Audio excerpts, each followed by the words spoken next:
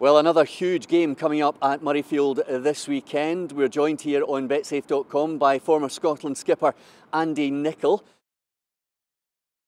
Let's talk about last week first of all, Andy. What did you make of the performance against Samoa in general? Well, it had everything really. It was first half was there was no real rhythm, but they got 25-10 up at half time and the game was almost done. They scored a try early on in the second half. And you think at 32-10, the game was done and dusted. They'd go through the repertoire and it would be a very comfortable victory. It was anything but. Samoa came right back in, and I think what happened, Scotland just dropped off. Maybe psychologically, mentally, they just dropped off a wee bit, and that allowed Samoa to come in. I thought some of the defence that Scotland showed was pretty poor. They every time Samoa got into our 22, they seemed to score, and that'll be very disconcerting for Gregor Townsend, because everyone thinks he's an attack-minded coach, and he is. But he sets it all up based on a very strong defence, and so that'll be what they'll be really focusing on. But Jim, 44-38, it was an entertaining game here. The crowd loved it. 11 tries, Scotland scored 6 of them. So the attacking game is good. We just need to make sure the defensive game is good as well. Okay, well, we've talked about the defence. Let's talk about the attack. They never seem to be in any danger of losing the game, Andy. Is that fair? Yeah, no, definitely. I mean, I just felt it was almost like a game of basketball in the last 15 minutes. That Scotland scored, Samoa scored, Scotland scored, Samoa scored, and we always pulled away and then they came back. So you're absolutely right. Apart from the very last play when Nana Williams got the ball, you think that's the one play you didn't want in broken field, because it was a 6-point game at that stage. But yeah, I never thought Scotland were going to lose it. I always thought they would always be able to just pull away at the end, and it might have been the wake-up call as well. It's not a bad thing. First, international rugby is difficult, Jimmy. It is a step up from anything they play, even the Champions Cup, which is a high level. It is a step up in intensity. There were 67,000 people here, which was an amazing achievement, and so that puts pressure on the players as well. They'll be better for that, and they've got obviously a huge game coming up on Saturday. Well, you mentioned the phrase step up. It's a massive step up from Samoa to the All Blacks. Oh, it is. I mean, best team in the world, back-to-back world champions, without doubt the best team in the world. So much talent. I was there in the summer for the British National Lions tour, and it was incredible to be part of that. And the Lions, I think we're seeing with what New Zealand have done subsequently just how good a performance that was to get a drawn series there. And so, I mean, since then they've put 57 points on South Africa. They've beaten Australia. Okay, they got beat by Australia just recently.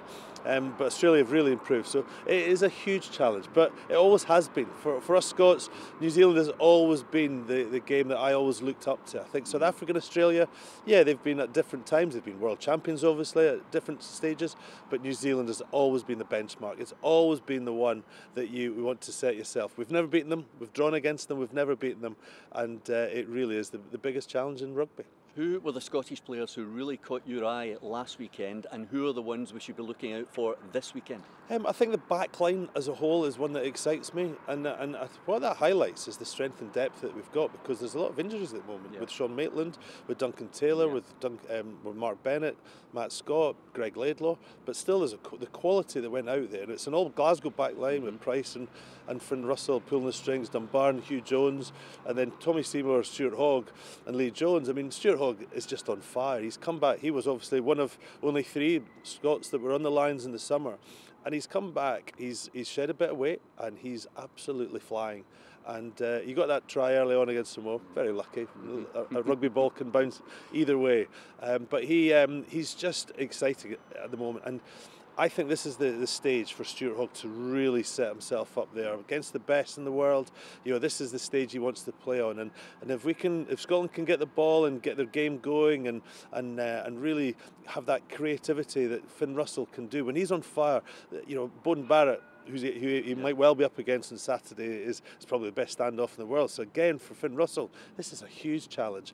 But if he can get his creative game going, then Stuart Hogg could really set the game alight on Saturday. We can get a bit lucky, Andy, but can we get lucky enough to win this match, or is that being totally unrealistic? Well, I mean, it's a massive challenge, but in a 2-horse race, anything can happen, and You know, Scotland, well, Australia beat New Zealand recently, and Scotland beat Australia last summer. So, so there you go. This 2-2, and you can make whatever number you want out of that. But listen, this is a great challenge for. I think it comes at a really good time for the Scotland team, because there's definite development being made. They're moving in the right direction. 3 wins out here in the Six Nations. There are 5 games now back to back at Murrayfield. They've won.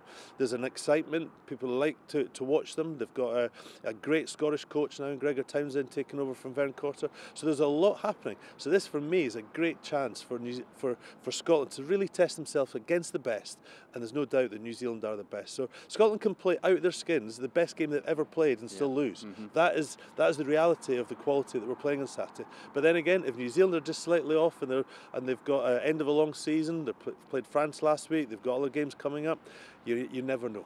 We are looking forward to it so much. Thank you very much indeed to Andy Nicol for joining us here on betsafe.com.